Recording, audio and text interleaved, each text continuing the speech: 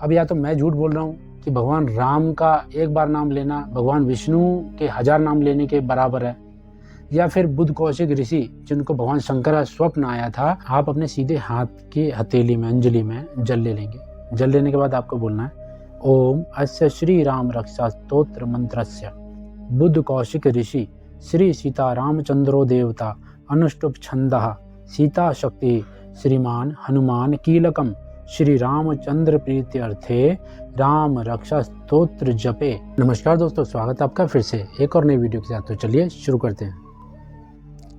राम रामेति रामेति रमे रामे मनोरमे सहस्त्रनाम तत्तुल्यम राम नाम वरानने।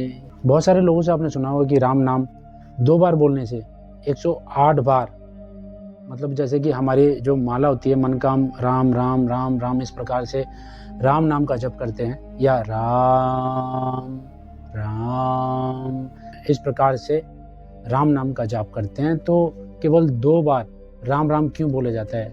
आपने कई बार सुना होगा, बहुत सारे लोगों को देखा भी होगा, जब वो कहीं से निकल रहे होते हैं तो बोल रहे हैं राम राम, तो सामने से भी आवाज़ आती है राम राम। तो सोशल मीडिया पे आपने कहते हुए सुना होगा कि राम राम बोलने से 108 मन के पूरे होते हैं, यानी 108 बार यदि 2 बार नाम लेते हैं तो ये समझ लीजिए आपने एक माला पूरी कर ली। लेकिन दोस्तों, मैं आपको यदि ये बताऊं कि एक बार राम बोलने से आप 1000 बार भगवान विष्णु का नाम लेते हैं तो कैसा रहेगा? और इसका प्रमाण भी, इसका पुख्ता प्रमाण मैं आपको बताऊं तो कैसा रहेगा? तो चलिए आज इसी विषय पे चर्चा करते हैं और इसी विषय के बारे में मैं आपको बताता हूं, और फिर मैं आपको बताऊंगा कि राम नाम का जप करने से पहले आप कैसे विनियोग करें, कैसे बताएं और कैसे भगवान राम की कृपा शीघ्रता के साथ पाएं। राम नाम 2 बार लेने से 108 बार तो हमने सोशल मीडिया पे सुना है, लेकिन 1000 बार एक राम की महत्वता 1000 के बराबर है, वो भी भगवान विष्णु के नाम की। तो दोस्तों, इसका प्रमाण मैं आपको देता हूँ। दोस्तों, अगर आप अपने शास्त्रों का स्वाध्याय करो, यदि आप उनको स्वयं पढ़ोगे और वेरीफाई करोगे, पढ़ के समझोगे, तब ये चीज़ें समझ में आएंगी। इन्हें तो सोशल मीडिया पे दोस्तों बहुत सारा ज्ञान लोग बांटते हैं और बहुत सारा ज्ञान देते हैं। अगर सोशल मीडिया पे कोई ज्ञान देता है, अगर वो प्रमाण देता है, तो ही इसकी बातों पे विश्वास करो, नहीं तो उसको वेरीफाई करने के लिए आपको अपने ग्रंथों का स्वाध्याय यानी स्वयं अध्याय करना ही होगा। दोस्तों, जब तक संतों की बातें और ग्रंथों की बातें स्वयं पढ़कर, संतों की बातें जो सच में ही संत हैं उनकी बातें अपने जीवन में नहीं उतारोगे तो दोस्तों नेगेटिव एनर्जी से आप घिरे रहोगे। आप अपनी आत्मा की शुद्धि नहीं करोगे, तब तक नकारात्मक ऊर्जाएं आपके ऊपर प्रभाव डालती रहेंगी। सबसे पहले आप अपनी आत्मा की शुद्धि करो, मंत्रों के जाप करो, राम नाम जाप करो, ग्रंथों को पढ़ो, संतों की वाणी को समझो और उसको अपने आचरण में ढालो और अपनी आत्मा की शुद्धि को बढ़ाओ। तभी दोस्तों आप इस नकारात्मक ऊर्जा से पूरी तरह बच सकते हैं, क्योंकि आज का समय, एक तो ये कलयुग चल रहा है और आज के समय में लोग भोग विलास और अन्य जो भौतिक सुख हैं उसके पीछे तो बहुत ज़्यादा भाग रहे हैं। शास्त्रों का ज्ञान तो गया, स्वाध्याय अपने ग्रंथों का गया, अब मोबाइल चल गए हैं तो सारे के सारे मोबाइल में घंटों घंटों लगे रहते हैं। 1 घंटा भी, आधा घंटा भी अपने शास्त्रों का अध्ययन करना या ग्रंथों का अध्ययन करना ये कोई नहीं करता, ना ही मंत्र जाप करता। तो दोस्तों, जब तक आप नाम जप या मंत्र जप या शास्त्रों का स्वाध्ययन नहीं करोगे, यानी कि स्वयं से अध्ययन नहीं करोगे, तब तक इन्हीं चीज़ों में फंसे रहोगे। तो चलिए दोस्तों, आज मैं आपको दिखाता हूँ एक बार राम बोलने का क्या महत्व है, और आपको सबूत के साथ दिखाता हूँ, क्योंकि भाई सबूत की सभी को ज़रूरत होती है कि भाई अगर कुछ बता रहा है तो सबूत भी होना चाहिए। तो चलिए दिखाता हूँ। दोस्तों, ये देखिए, ये राम रक्षा स्तोत्र है। शायद ये वीडियो में आपको उल्टा दिखाई दे रहा होगा, लेकिन मैं आपको इसका स्क्रीनशॉट लगा दूंगा। इसमें विनियोग भी दिया गया है। विनियोग यानी आप ईश्वर को कैसे बता सकते हैं। आप ईश्वर को बता के, ये राम रक्षा स्तोत्र है, और इसी राम रक्षा स्तोत्र में बताया गया है कि भगवान राम का एक बार नाम लेने से भगवान विष्णु के 1000 नाम लेने के बराबर है। और अगर मैं गलत बोल रहा हूँ, या तो फिर भगवान शंकर ने श्री बुद्ध कौशिक को जो स्वप्न देके ये राम रक्षा स्तोत्र लिखवाया था, या भगवान शंकर झूठ बोल रहे हैं, या फिर बुद्ध कौशिक ऋषि झूठ बोल रहे हैं जिन्होंने ये राम रक्षा स्तोत्र लिखा है। तो आइए मैं आपको दिखाता भी हूँ कि ये देखिए, मैं आपको पढ़ के बताता हूँ इसमें क्या लिखा हुआ है। राम रामेति रामेति रमे रामे मनोरमे सहस्त्र नाम तत्तुल्यम राम नाम वरानने। अर्थात श्री महादेव जी ने पार्वती जी से कहा था, माता पार्वती जी से कहा था, हे सुमुखी, राम नाम विष्णु सहस्त्र नाम के तुल्य है। मतलब कि राम नाम, एक बार राम नाम लेना भगवान विष्णु के 1000 नाम लेने के बराबर है। इसलिए भगवान शंकर भी स्वयं राम राम राम, यानी स्लो मोशन बोलते, मैं थोड़ा जल्दी बोल के बता रहा हूँ, इस प्रकार मनोरम राम नाम में ही रमण करता हूँ। तो दोस्तों, अब या तो मैं झूठ बोल रहा हूँ कि भगवान राम का एक बार नाम लेना भगवान विष्णु के 1000 नाम लेने के बराबर है, या फिर बुद्ध कौशिक ऋषि जिनको भगवान शंकर का स्वप्न आया था और उस स्वप्न में भगवान शंकर ने बुद्ध कौशिक ऋषि को ये बोला था कि आपको राम रक्षा स्तोत्र लिखना है और लोग इसका लाभ उठा सकें। जैसा कि राम रक्षा स्तोत्र सुनने से आपको ये पता लगता होगा कि ये राम रक्षा यानी भगवान राम के नाम से ये रक्षा आपको प्राप्त होगी। तो राम नाम जप करना अत्यंत आवश्यक है। जो राम नाम है ये बीज मंत्र भी है और शांति प्रदान यानी मोक्ष प्रदान करने वाला भी है। अब इसका मैं बताता हूँ आपको विनियोग।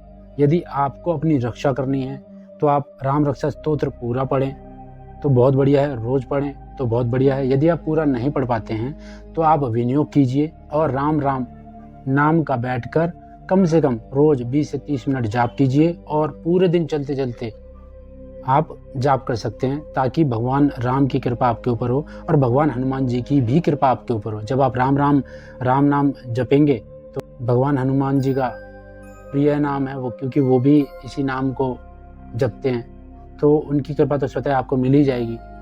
तो दोस्तों, राम नाम की महिमा केवल 108 मनकों पर ही सिमट के नहीं रह जाती, बल्कि एक बार राम नाम जप करने से भगवान विष्णु के 1000 नाम लेने के बराबर है।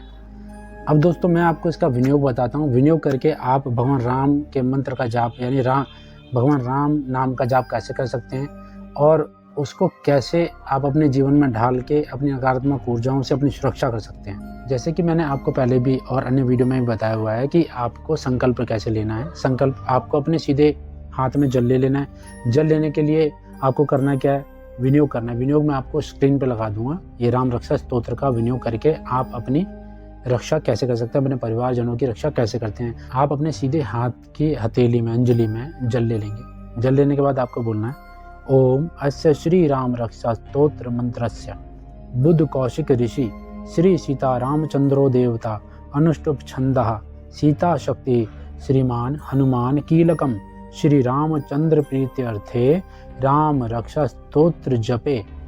अब जहाँ पे जपे बोला है ना, आपको यहाँ पे अपनी कामना बोलनी है। आपको क्या समस्या, किस परेशानी के कारण आप ये जाप करने जा रहे हैं और आपको किस समस्या से छुटकारा चाहिए। जैसे कि कोई नेगेटिविटी आपको परेशान कर रही है तो जपे के बाद बोलना है, जैसे कि आपके ऊपर ही कोई समस्या है, मम रक्षा हेतु, जैसे आप अपनी रक्षा के लिए करना चाहते हैं, मम शारीरिक प्रेत पितृ मलिन देवी देवता तांत्रिक इष्ट नकारात्मक शक्तियों के बंधन हेतु, मर्दन हेतु, मारण हेतु, उच्चाटन हेतु, बल के हरण हेतु, उनकी शक्ति मर्दन हेतु, उनके स्थल मर्दन हेतु और उनसे छुटकारा पाने हेतु विनियोगाय नमो नमः। ठीक है। यदि आप घर के किसी सदस्य के लिए करना चाहते तो जहाँ पे मैंने बोला था राम रक्षा स्तोत्र जपे के बाद आप उसका नाम ले सकते हैं। जैसे राहुल के शारीरिक प्रेत पितृ मलिन देवी देवता तांत्रिक इष्ट नकारात्मक शक्तियों के स्तंभन हेतु, बंधन हेतु, मारण हेतु, उच्चाटन हेतु, उनके बल के हरण हेतु, उनकी शक्ति मर्दन हेतु, उनके स्थल मर्दन हेतु विनियोगाय नमो नमः।